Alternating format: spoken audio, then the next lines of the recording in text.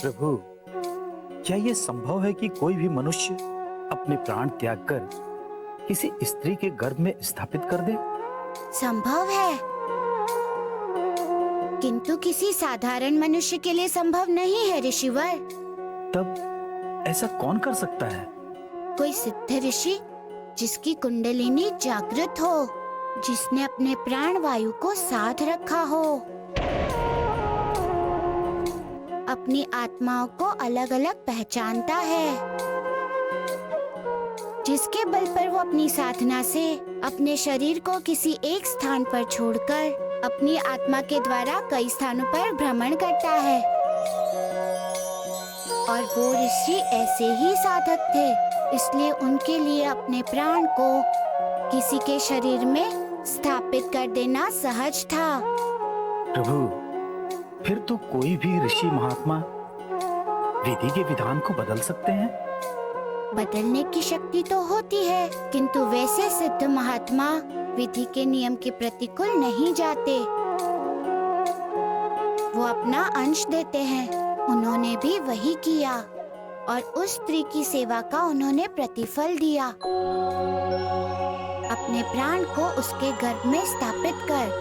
तब तो उस स्त्री के गर्भ से बालक के रूप में स्वयं ऋषि ने जन्म लिया।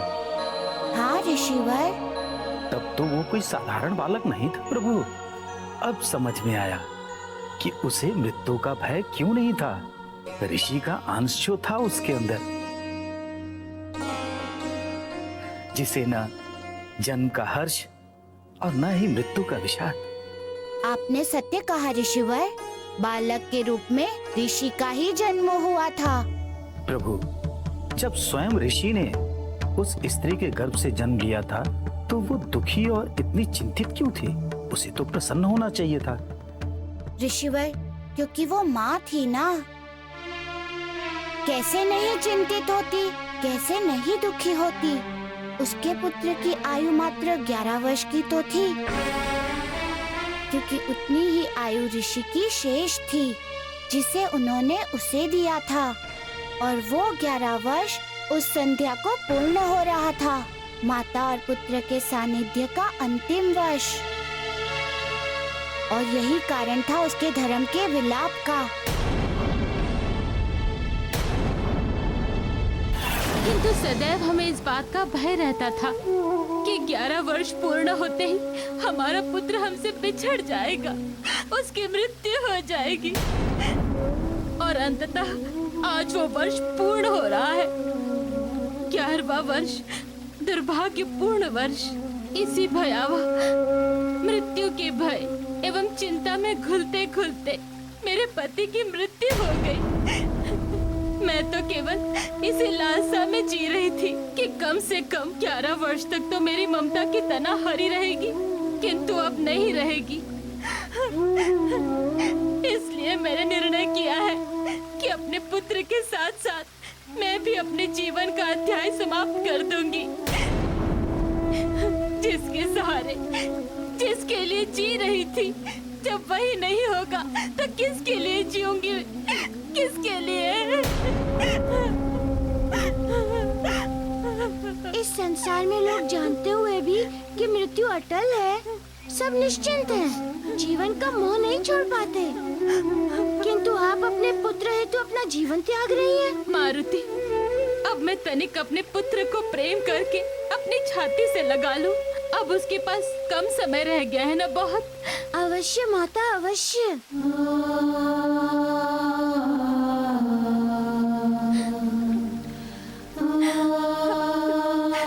मेरे पुत्र, मेरे लाल।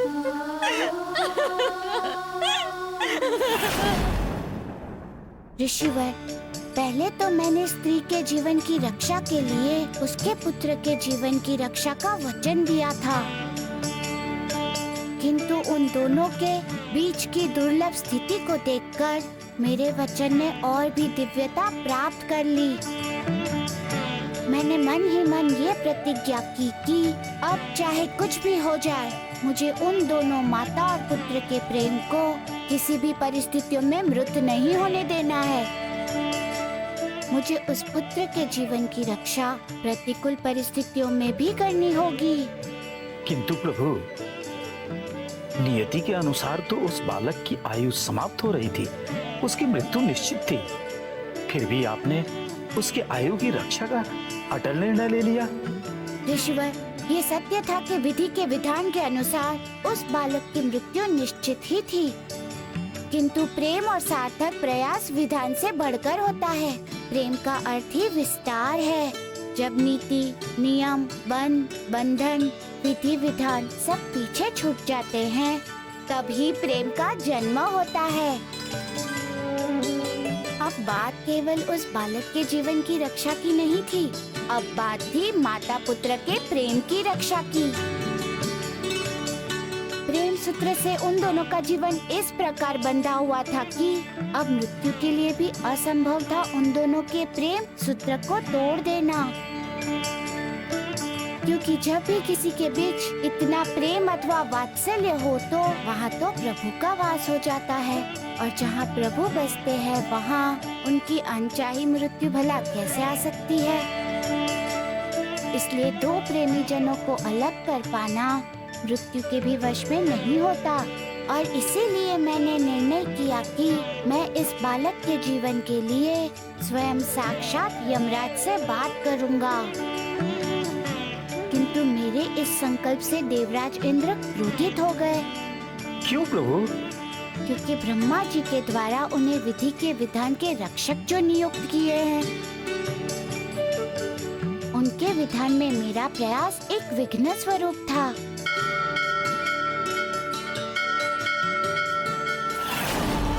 देवर्षि, प्रभु ने ये क्या निर्णय ले लिया, ये जानते हुए भी कि उसके पुत्र की मृत्यु अवश्यंभावी है। प्रभु ने उसकी माता को उसके जीवन रक्षा का वचन दे दिया।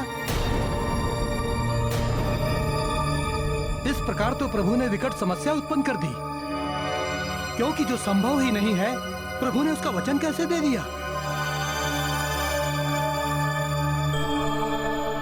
नारायण नारायण। देवराज इंद्र, यही तो मेरे प्रभु की माया है, और अब जो उन्होंने वचन दे ही दिया है तो वो अपना वचन अवश्य पूरा करेंगे। नहीं पूरा होगा, निष्फल हो जाएगा ये वचन।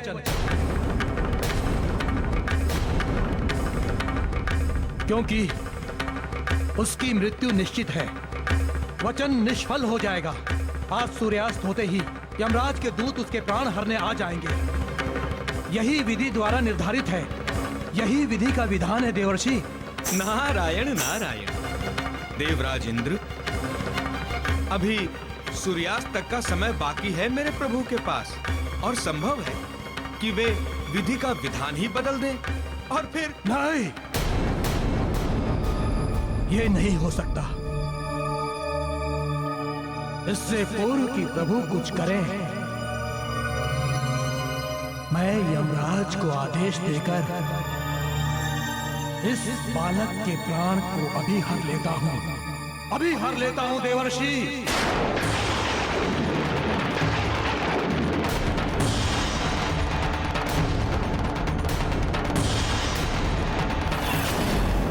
ये क्या प्रभु? जहाँ एक ओर आप उस बालक के प्राणों की रक्षा के लिए कटिबद्ध थे, वहीं इंद्रदेव समय से पहले ही उसकी मृत्यु के लिए आतुर थे। ये कैसा विरोधाभास था प्रभु? ये विरोधाभास तो अवश्य था ऋषिवर, किंतु वो अधर्म के मार्ग पर नहीं थे। ऐसा करने के बाद भी वो अधर्म के मार्ग पर नहीं थे? नहीं, अपितु हम दोनों ही अपने अपने धर्म के मार्ग पर थे। प्रभु, जब आप दोनों अपनी अपनी जगह अपने अपने धर्म के मार्ग पर थे, फिर ये विरोधाभास कैसा? मैं इस गूढ़ रहस्य को समझ नहीं पा रहा हूँ प्रभु। कृपया कर हमें इसके बारे में समझाएं कि ऐसी विकट परिस्थिति में मनुष्य अपने धर्म का चयन कैसे करे। मैं समझाता हूँ ऋषिवर। इंद्रदेव का धर्म था विधि के विधान की रक्षा करना, क्योंकि वो ब्रह्मा जी के द्वारा समस्त देवताओं के प्रतिनिधि के रूप में इसी की सुव्यवस्था में नियुक्त हैं। एक बहुत बड़ा उत्तरदायित्व है इस सृष्टि के सुचारू रूप से संचालन का। वो केवल देवताओं के ही राजा मात्र नहीं है, संसार में नियति के चक्र को चलायमान रखने के संचालक भी हैं। मनुष्य के धर्म अधर्म के कर्मों के आधार पर उनके सुख एवं कर्मों की व्यवस्था करने वाले हैं। मृत्यु के उपरांत मनुष्य को उसके कर्मों के आधार पर स्वर्ग का सुख या वरना नरक का दारुण दुख प्राप्त होता है, किंतु इसके अतिरिक्त उसे अपने कर्मों का दंड अपने जीवन काल में भी भोगना होता है। उसके कर्मों के आधार पर भी उसकी आयु, उसका जीवन, मृत्यु और सब कुछ निर्धारित होता है। और इस सब का उत्तरदायित्व देवताओं के राजा होने के कारण इंद्रदेव का ही है। देवताओं के राजा होने के कारण इंद्रदेव का ही है। वो इस बात का पूर्ण ध्यान रखते हैं कि विधि का विधान किसी भी स्थिति में खंडित ना हो। अब उस बालक को जीवित करना चाहे कितना भी न्याय संगत या आवश्यक क्यों ना हो, विधि के विधान का उल्लंघन तो था ही, इसलिए उनका मुझे रोकना अथवा कोपित होना धर्म संकल्प ही था। प्रभु, स्पष्ट हो गया विरोधाभास का कारण। किंतु प्रभु, आपके सामने तो धर्म संकट की स्थिति पैदा हो गई होगी। हाँ, धर्म संकट तो था ही ऋषिवर, क्योंकि मैं भी अपने धर्म के ही मार्ग पर था, अपने धर्म का ही पालन कर रहा था, क्योंकि मैंने वचन दिया था और मुझे अपने वचन की रक्षा करनी थी। यदि मैं अपने वचन की रक्षा नहीं करता तो मैं धर्म के मार्ग से भटक जाता, दोषी हो जाता। इसलिए इस प्रकार हम दोनों ही धर्म के मार्ग पर थे। प्रभु, क्या इस तरह धर्म के टकराव से धर्म की हानि नहीं होती? ऋषिवर, दो अलग अलग धर्मों का ये टकराव नहीं होता, किंतु बंधन होता है, और धर्म के ऐसे बंधन से ही धर्म के ग्रंथ में एक नए सोपान जुड़ते हैं, जिससे धर्म का संकट भी और निकट होता है। पूर्णतः समझ गया प्रभु, लेकिन आगे क्या हुआ? आगे इंद्रदेव उस बालक के निश्चित समय से पूर्व मृत्यु के लिए यमराज के पास आ गए। यमराज के पास? ऐसा क्यों प्रभु? क्योंकि यदि उन्हें आशंका थी कि यदि मुझे थोड़ा सा भी समय मिला तो मैं उस बालक के प्राण की रक्षा करने के लिए सफल हो जाऊंगा तथा विधि का विधान खंडित हो जाएगा।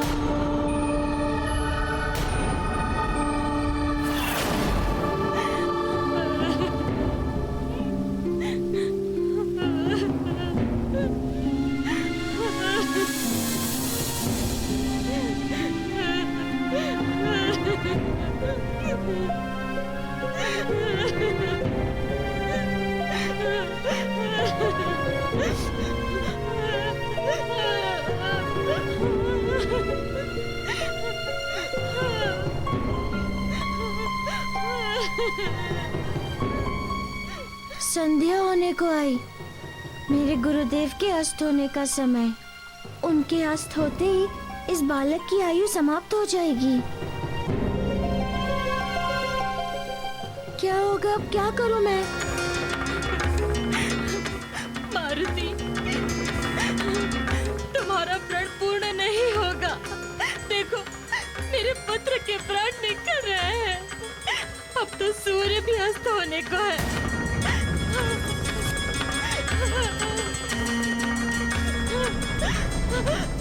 सूर्यास्त होते ही मेरे पुत्र के प्राण निकल जाएंगे, उसका जीवन समाप्त हो जाएगा।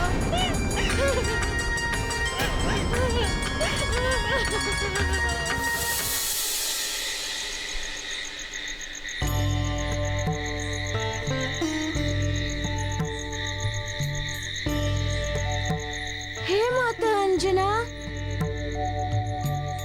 हे पूज्य पिता केसरी, मैं आपका पुत्र मारुति आपको प्रणाम करता हूँ।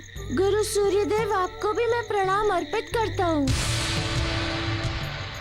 हे परमपिता ब्रह्मा, आप भी मेरा प्रणाम स्वीकार करें।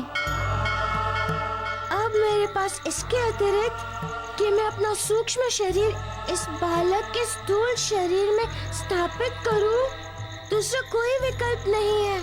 केवल यही एक विधि है जिसके द्वारा इस बालक की माता का जीवन बचाया जा सकता है। और इस कार्य हेतु मुझे अपनी जीवात्मा को अपने शरीर से निकालकर इस बालक के शरीर में स्थापित करना होगा। अपने शरीर से निकालकर इस बालक के शरीर में स्थापित करना होगा।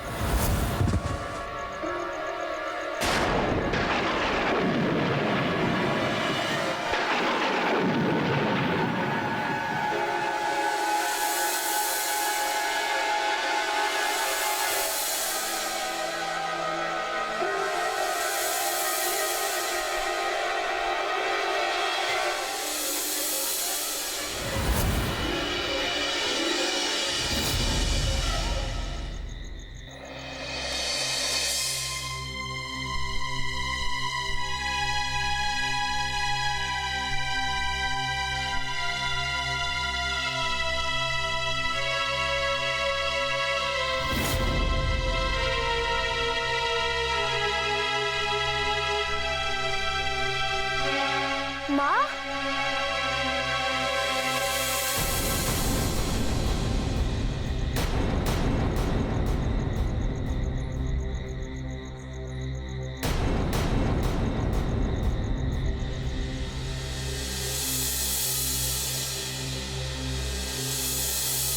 माँ देखो, माँ मैं जीवित हूँ। पुत्र, पुत्र,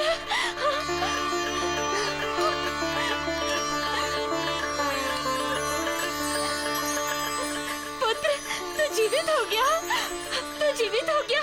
हाँ माँ, मैं जीवित हो गया। देखो, मुझे छूकर देखो। पुत्र,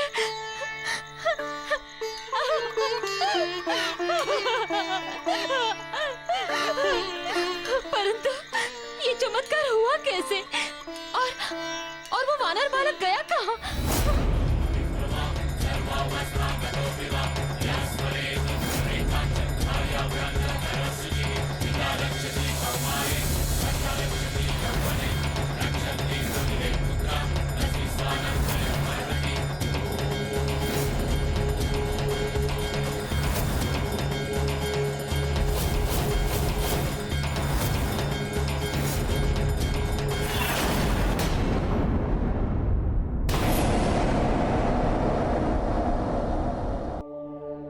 और यमदेव ने बिल्कुल सही सुझाव दिया था। उन्होंने मेरी और इंद्रदेव की दोनों की प्रार्थना सुनी और अस्वीकार कर दी। क्यों प्रभु? क्योंकि वे अपनी इच्छा से अथवा किसी के कहने पर किसी के प्राण नहीं हरते। वे तो बस केवल ब्रह्मदेव के द्वारा निर्धारित समय एवं आयु का पालन करते हैं। यमदेव के कारण कभी भी ना तो एक पल की भी शीघ्रता होती है, ना ही एक पल का विलंब। इसीलिए तो कहा गया है कि मृत्यु असंभावी है तथा काल किसी की प्रतीक्षा नहीं करता। यहाँ तक कि यदि मनुष्य अपने मृत्यु को जान ले तो अपनी मृत्यु से नहीं बच सकता। प्रभु, उसके उपरांत क्या हुआ?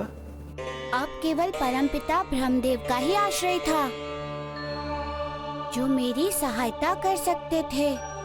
केवल वही क्यों प्रभु? क्योंकि वो विधाता हैं, सृष्टि रचयिता हैं। पूर्ण ब्रह्मांड तो केवल उन्हीं की तो रचना है। उनके समस्त विधान उनकी सृष्टि की रक्षा एवं उसकी भलाई के लिए ही तो है। इसलिए उस प्रेम की रक्षा की प्रार्थना को लेकर मैं ब्रह्मलोक को पहुंचा।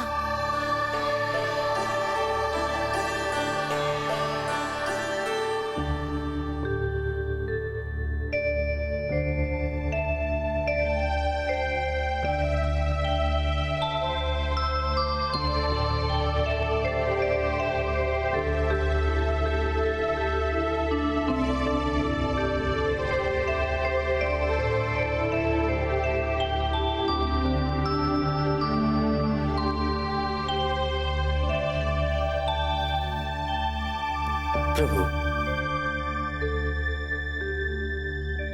परमपिता ब्रह्मदेव ने उस बालक की जीवन रक्षा के लिए आपकी की गई प्रार्थना को अस्वीकार कर दिया। इससे मेरा मन और मस्तिष्क दोनों नहीं समझ पा रहा है कि उन्होंने ऐसा क्यों किया। विधाता और मनुष्य का कोई संबंध नहीं है। विधाता मनुष्य के नियति के निर्माण के पश्चात क्या पूर्णतः मुक्त हो जाता है? प्रभु, यदि ऐसा है तो मनुष्य को विधाता के हाथों की कठपुतली क्यों कहते हैं? प्रभु, मैं दुविधा में पड़ गया हूं, कृपया मेरा मार्गदर्शन करें। ऋषिवर, परमपिता ब्रह्मदेव के द्वारा रचित इस सृष्टि का कथन है कि स्वतंत्र कर्ता अर्थात जीव या मनुष्य अपने कर्मों में सफल रहे, क्योंकि ईश्वर की व्यवस्था भी परतंत्र है, क्योंकि ईश्वर भी स्वयं अपनी व्यवस्था के अधीन है। सृष्टि के रचयिता ब्रह्मदेव सर्वशास्त्री भी हैं तथा सम प्रकार के स्वाभिमान भी। फिर भी वो अपनी इच्छा से कुछ भी करने के लिए स्वतंत्र नहीं है। उन्हें भी अपने द्वारा रचे विधान का पालन करना होता है। इसलिए उन्होंने इस बालक को जीवन दान देने से मना कर दिया। ओह, तो ये थी उनकी व्यवस्था। हाँ ऋषिवर, आइए चलिए।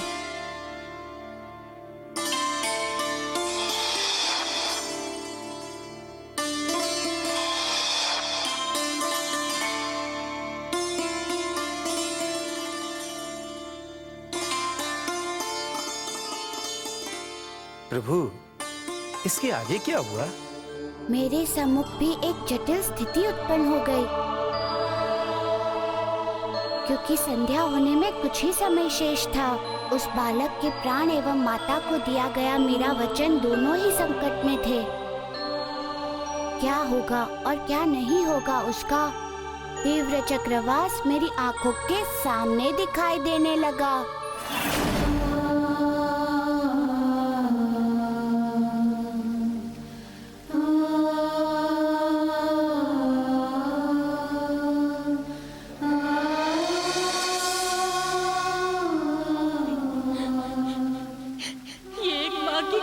विडंबना है, कैसा दुर्भाग्य है कि वो अपने गर्भ में एक अति सूक्ष्म बीज रखकर एक संपूर्ण संतान का गठन करती है, उसे जीवित धरती पर जन्म भी देती है, तथा जब वही पुत्र संसार छोड़कर जा रहा हो तो क्या उसे दोबारा प्राण नहीं दे सकती, उसकी मृत्यु को टाल नहीं सकती। ईश्वर से मांगकर उसे जीवन दान दे सकती है, किंतु काल से उसका जीवन नहीं बचा सकती।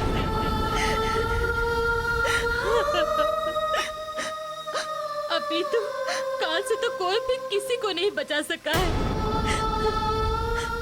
जब एक माँ मृत्यु से अपने पुत्र को नहीं बचा सकी तो दूसरा कोई क्या बचाएगा।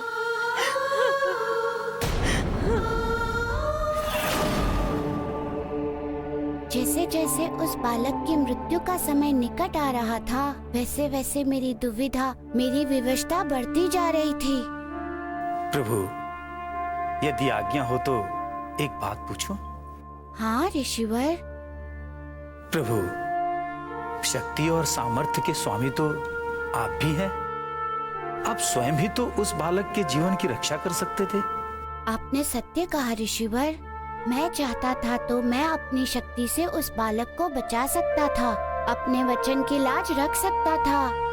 यदि मैं अड़ जाता तो मेरी इच्छा के विरुद्ध स्वयं यमराज भी उसके प्राण नहीं हर सकते थे।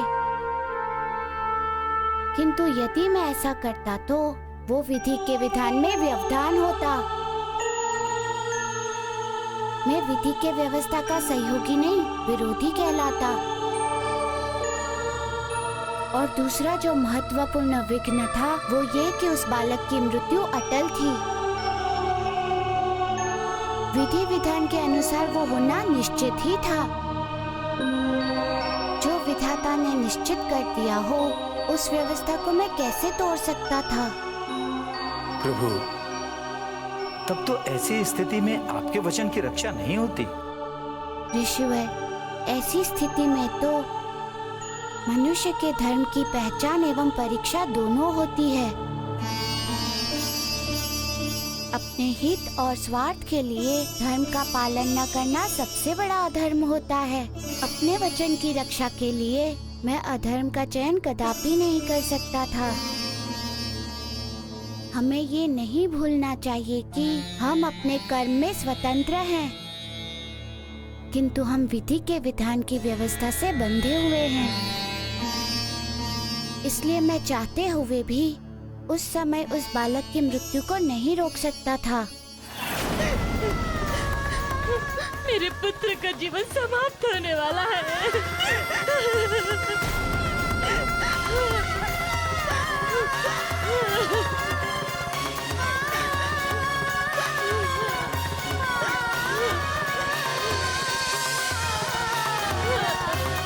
समझ नहीं आ रहा है कि मैं इस बालक के जीवन को कैसे बचाऊं।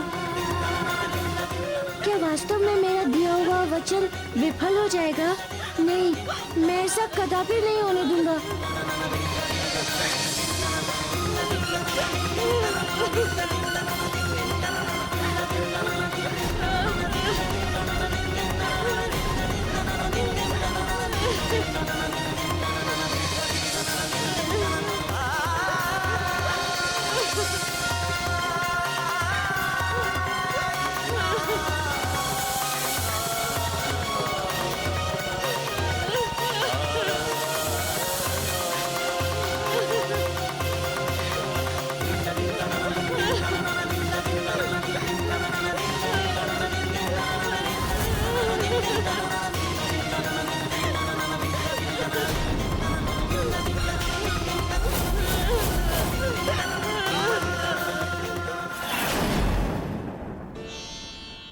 ऋषिवर, वो स्त्री और उस स्त्री का बालक दो शरीर तो अवश्य ही थे, किंतु उनकी आत्मा एकाकार हो चुकी थी। वो कैसे प्रभु? उनका प्रगाढ़ प्रेम इसका प्रमाण था। प्रेम की प्रगाढ़ता के कारण ही एक के अभाव में ही दूसरे का अस्तित्व व्यर्थ और निरर्थक लगने लगता है, और वो स्वयं को भी उस दूसरे के साथ में समाप्त करने का निर्णय कर लेता है। और यही कारण था कि मुझे अपने विचारों में दृढ़ होने का कि बालक की मृत्यु के उपरांत वो स्त्री भी जीवित नहीं रहेगी। मैंने उस बालक के जीवन की रक्षा का वचन दिया था। ये कहा गया है कि परोपकाराय सतम विभूत्यम, अर्थात प्रभु, अर्थात परोपकार के लिए, दूसरों के हित के लिए तथा संसार के कल्याण के हेतु सत्पुरुष का तन, मन एवं जीवन होता है। लेकिन प्रभु, जब उस बालक की मृत्यु निश्चित थी तो आप उन दोनों में से किसी का भी हित कैसे कर सकते थे? ऋषिवर, मृत्यु बालक की सुनिश्चित थी, उसकी माता की नहीं। उसकी माता की आयु तो अभी शेष थी। वो तो अपने पुत्र प्रेम के कारण अपने जीवन का अंत करने जा रही थी। तुल्य प्रेम के लिए जो इस सृष्टि का सहारा है, जिस प्रेम के कारण ये संसार गतिमान है। प्रभु, प्रेम का स्वरूप इतना पवित्र और पावन है। हाँ ऋषिवर, प्रेम का स्वरूप अथवा प्रेम की शक्ति दोनों ही अतुल्य एवं अवर्णनीय है। अब मुझे उस प्रेम को जीवित रखने के लिए उस स्त्री के जीवन की रक्षा करनी थी। अब मुझे उस प्रेम को जीवित रखने के लिए उस स्त्री के जीवन की रक्षा करनी थी। और ये तभी संभव था कि जब उसका पुत्र पुनः जीवित हो उठे। एक चुनौती, एक कड़ा संकट था मेरे समक्ष।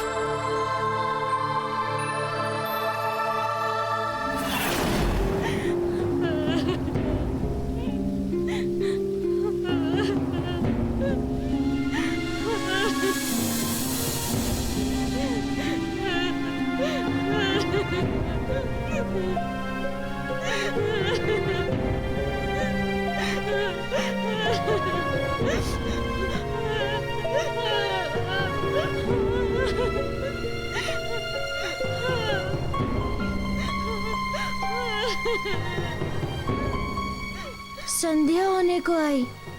मेरे गुरुदेव के अस्त होने का समय। उनके अस्त होते ही इस बालक की आयु समाप्त हो जाएगी। क्या होगा अब? क्या करूं मैं? मारुति, तुम्हारा प्रण पूर्ण नहीं होगा। देखो, मेरे पुत्र के प्राण निकल रहे हैं। अब तो सूर्य भी अस्त होने को है।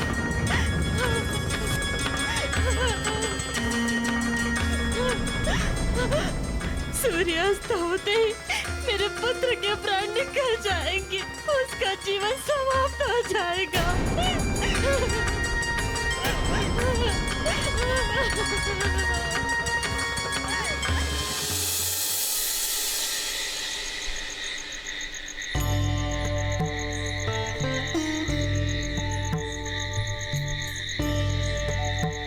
हे माता अंजना,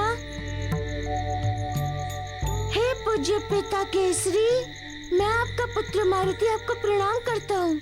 गुरु सूर्यदेव, आपको भी मैं प्रणाम अर्पित करता हूँ। हे परम पिता ब्रह्मा, आप भी मेरा प्रणाम स्वीकार करें। अब मेरे पास इसके अतिरिक्त कि मैं अपना सूक्ष्म शरीर इस बालक के स्थूल शरीर में स्थापित करूं, दूसरा कोई विकल्प नहीं है।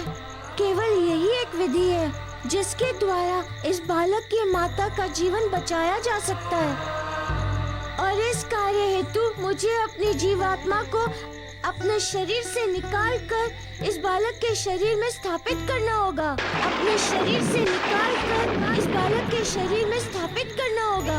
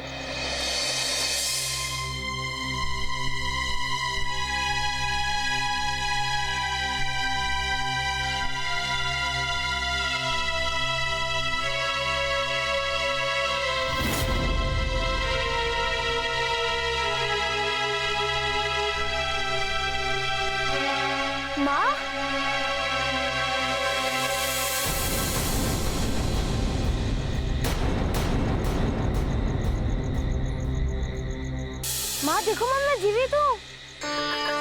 पुत्र, पुत्र,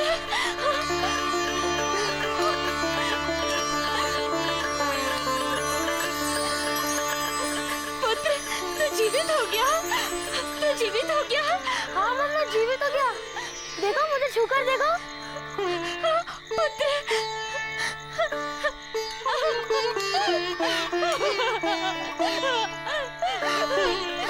परंतु ये चमत्कार हुआ कैसे? और वो वानर बालक गया कहाँ?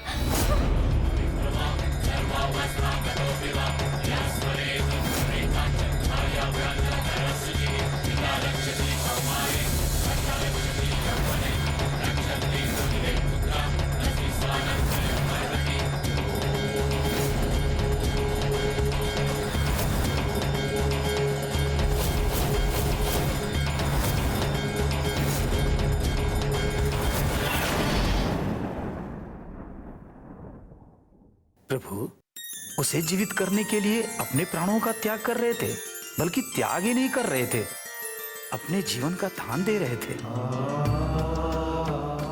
धन्य है प्रभु, आप धन्य हैं। इसके अतिरिक्त मेरे पास दूसरा कोई उपाय भी तो नहीं था ऋषिवर। यदि ऐसा ना करता तो मेरा वचन झूठा हो जाता ना। वचन का झूठा होना अर्थात जीवन का निरर्थक होना, और निरर्थक जीवन जीने का कोई अस्तित्व नहीं होता ऋषिवर। इसीलिए मैंने उस बालक को जीवन दान देने का निर्णय किया, क्योंकि ये तो मैं जानता ही था कि मैं उस बालक की मृत्यु को नहीं रोक सकता था, क्योंकि वो विधि का विधान था।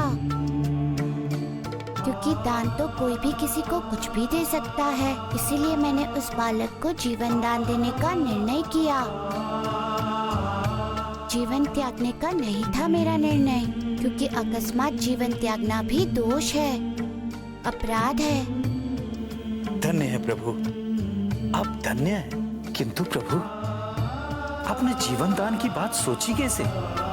ये बात अचानक से मेरे मस्तिष्क में तब आई, ये तो मेरे कर्म के द्वारा संभव है। फिर क्या था?